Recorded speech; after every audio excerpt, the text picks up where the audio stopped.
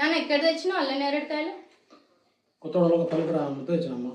నార్మల్గా అయితే పెద్ద పెద్దగా ఉంటాయి కదా, హైబ్రిడ్గా అలా ఉంటాయి. ఇంట్లో కూడా లావు ఉంటాయి, అవి కొంచెం ఇవి చిన్న చిన్నగా కానీ ఇవి స్వీట్గా ఉన్నాయి. ఇవి కూడా లావు ఉంటాయి, ఇంట్లో కూడా చెట్టుని బట్టి. అయితే నాటుకాయలు. ఓకే, నాటుకాయలు ఉప్పు పెట్టుకొని తింటే మంచిగా ఉంటాయి కదా.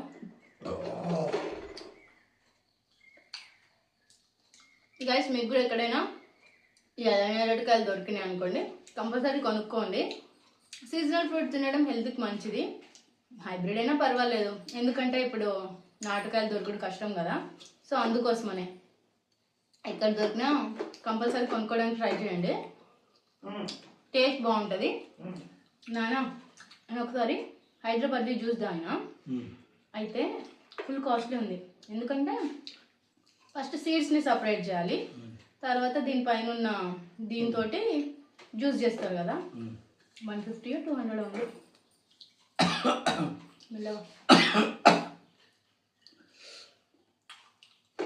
అయితే మా అమ్మ ఏం చెప్తుందంటే గైస్, హైబ్రిడ్ అనుకోండి ఇట్లా నోట్లో కలర్ రాదంట, ఇవి న్యాచురల్ కదా, అందుకోసమనే నోట్లో మొత్తం వాయిలెట్ కలర్ అయిపోతుంది ఇట్లా.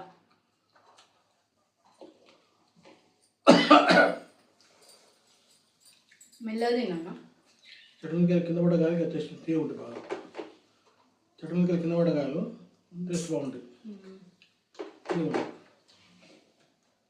సూపర్ ఉన్నాయి కాయలు మాత్రం.